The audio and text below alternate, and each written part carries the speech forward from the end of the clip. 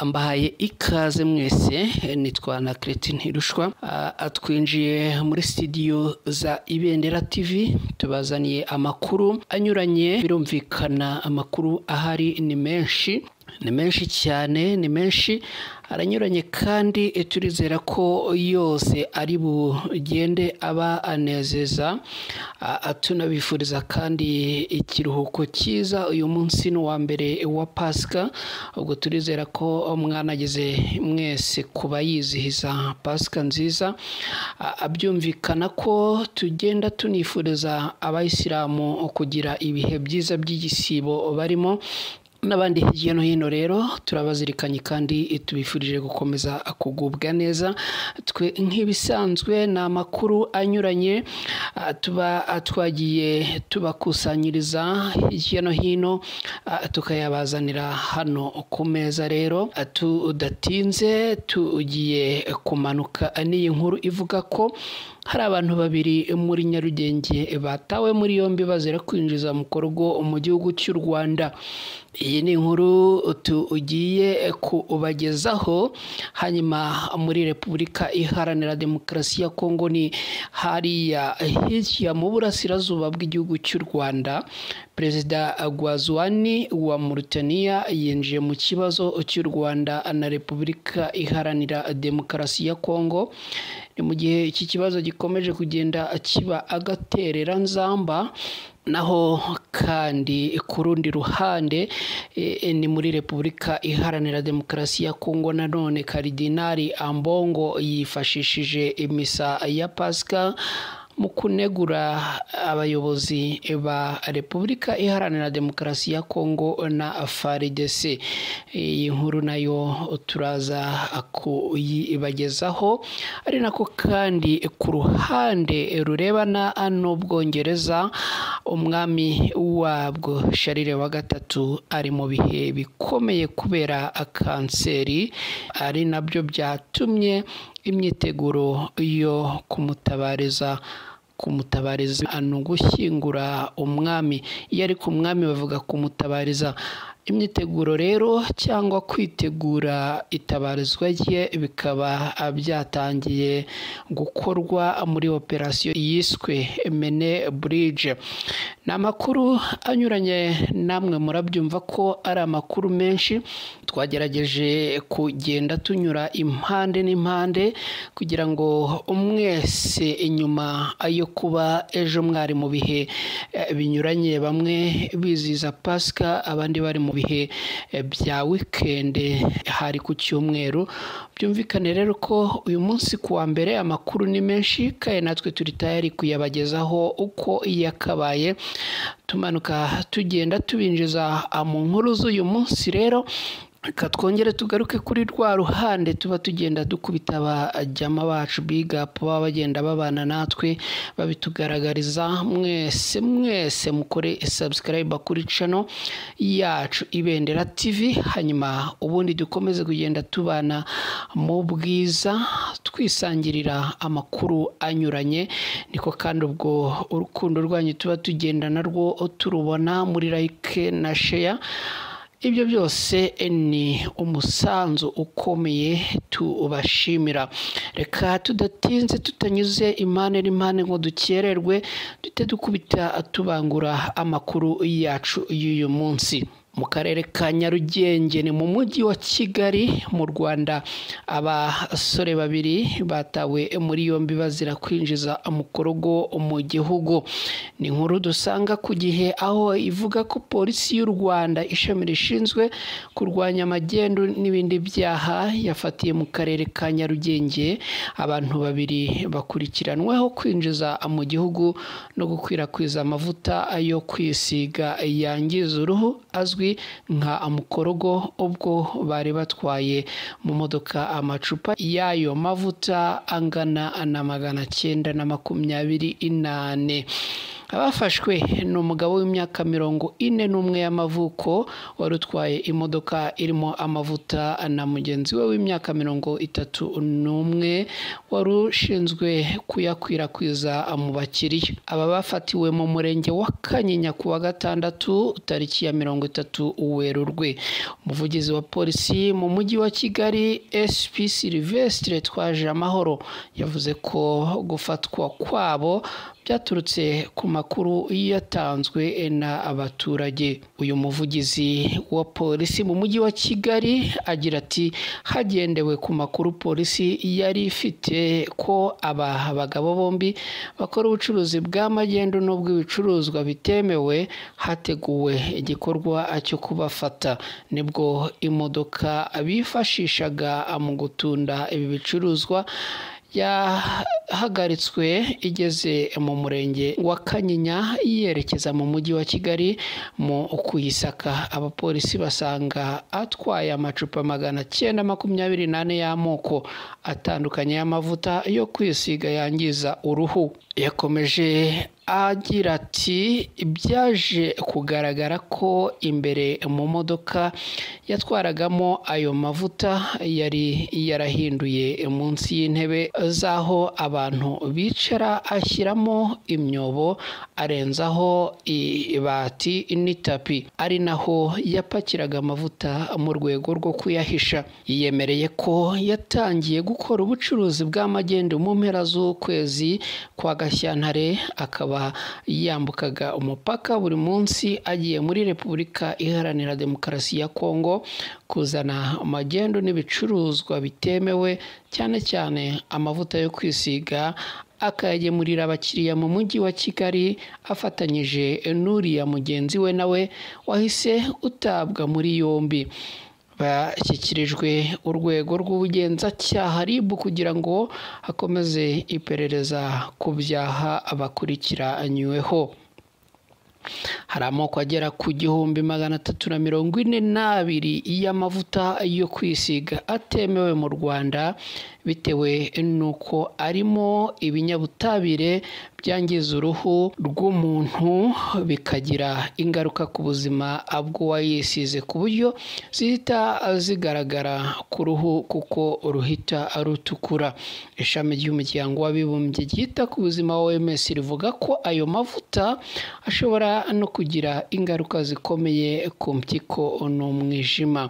SP Twajamahoro yashimiye abaturage batanga amakuru atuma bene aya mavuta afatwa atarakwirakwizwa. Yihanangiriza bikomeye abakomeje kwishora mu bikorwa byo kwinjiza mu gihugu no gucuruza amavuta yangiza uruhu ko batazatinda guhura n'ingaruka zabyo, kuko ibikorwa byo kubafata bizakomeza abagashyikirizwa ubutabera. Itegeko riteganya ibyaha n'ibihano muri rusange ingingo ya 266 ivuga ko umuntu wese ukora, ugurisha, utanga ibintu bibujijwe bikurikira umuti, ibintu bihumanya, ibintu binoza cyangwa bisukura umubiri, ibindi bikomoka ku bimera, aba akoze icyaha. Iyo abihamijwe n'urukiko ahanishwa igifungo kitari munsi y'umwaka umwe ariko kitarenze imyaka 2 n'ihazabu y'amafaranga y'u Rwanda munsi ya miliyoni 5 ariko atarenze miliyoni 5 cyangwa kimwe gusa muri ibi bihano. Abangaba barazira kwinjiza mu gihugu amukorogo. Mu yandi makuru tudatinze cyane reka duhite twanzika nta gukererwa. Birumvikana duhise twinjira muri Repubulika Iharanira Demokarasi ya Kongo. Perezida Gazwani wa Mauritania yinjiye mu kibazo cy'u Rwanda na Repubulika Iharanira Demokarasi ya Kongo. Iki kibazo gikomeje kugenda gifata intera ikomeye. Abaperezida batandukanye barimo bagenda abagerageza gushyiraho akabo. abayobozi bo hirya no hino ku isi bakomeje gukora ibishoboka byose ngo habeho ibiganiro bigamije gukemura ikibazo cy'umwuka mubi umaze igihe hagati y'u Rwanda na Repubulika Iharanira Demokarasi ya Kongo. Kuri ubu ugezweho ni Perezida Mohamed Ould Ghazouani wa Mauritania. Mu mpera z'iki cyumweru nibwo Perezida Mohamed Ghazouani unayoboye umuryango wa Afurika yunze ubumwe yakiriye Felix Tshisekedi wa Repubulika Iharanira Demokarasi ya Kongo bagirana ibiganiro byabereye mu muhezo.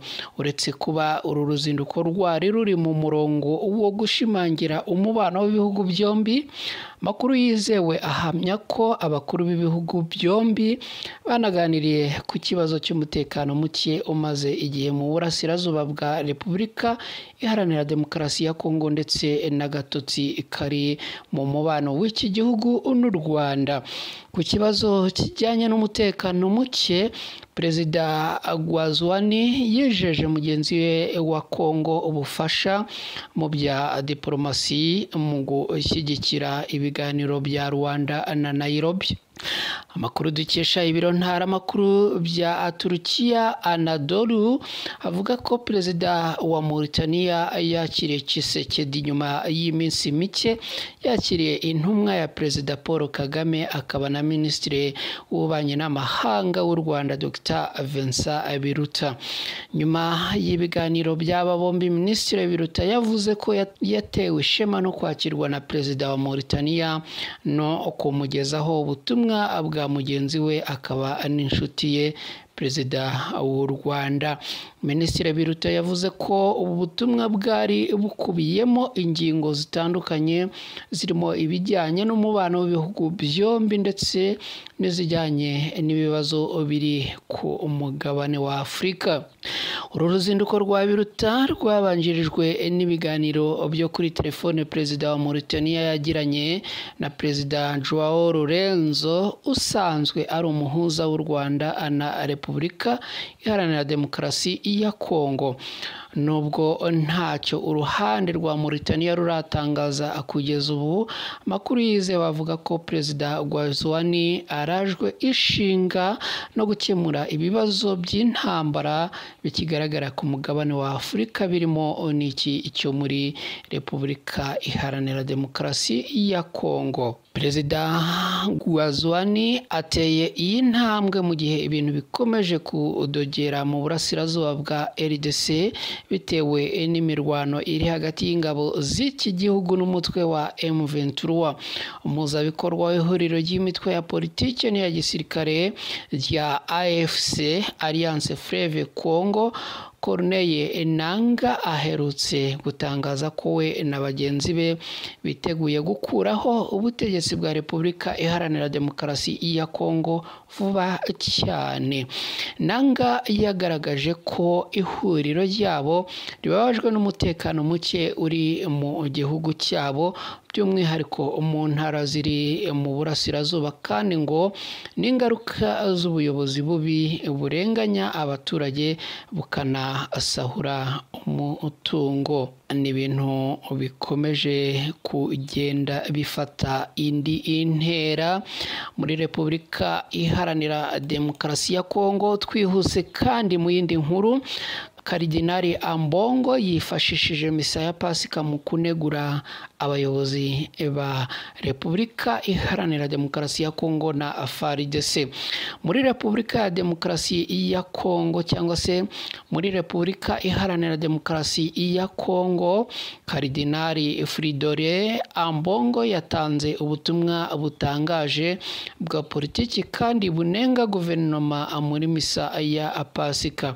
Archiepiscopi wa Kinshasa yamaganye uburangare bw'abayobozi imbere y'ibikorwa by'inyeshyamba za M23 mu burasirazuba bw'igihugu biturutse ku makuru avuga ko bica intege igihugu. abakristo bari bukereye bose bagiye gutega amatwi musenyeri mukuru kuva yatangira kuvuga ubutumwa. Yanenze cyane leta ya Repubulika Iharanira Demokarasi ya Kongo, aho yagize ati turabizi neza ko igihugu cyacu muri iki gihe ari igihugu kibabaye, uburwanyi bukomeye muri leta ya Komatose, ubutabera ni rwo rwego rwa mbere mu guhonyora uburenganzira bw'abaturage basanzwe kandi dutanga ubutabera ni rwo rwego rwa mbere mu guhonyora uburenganzira bw'abaturage basanzwe kandi dutanga disikuru hano nk'aho dukomeye. Ikigaragara ni uko Kongo idafite ingabo. Karidinali akomeza asobanura ko uburasirazuba bw'igihugu bukomeje kwigarurirwa mu gihe igihugu kidafite igisirikare cyo kurengera ubusugire bw'igihugu cyabo. Inzovu ifite ibirenge by'ibumba birakomeye cyane mu gihugu nk'icyacu. Hanyuma Karidinali yakomeje aha ubutumwa abayobozi abasaba guhagarika ibikorwa bishobora guteza kwigomeka.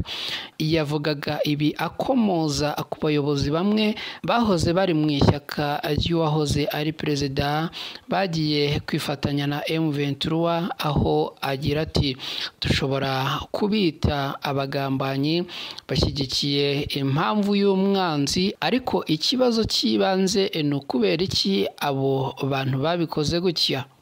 Ni ukubera ko hano dukomeje gukora ibikorwa bibabaza abandi, bigabanya ubumwe bw'igihugu, bikumira abandi. Amasosiyete acukura amabuye y'agaciro n'ibihugu by'ibituranyi nabyo byatunzwe urutoki, nk'uko iyi nkuru dukesha RFI ikomeza ibivuga.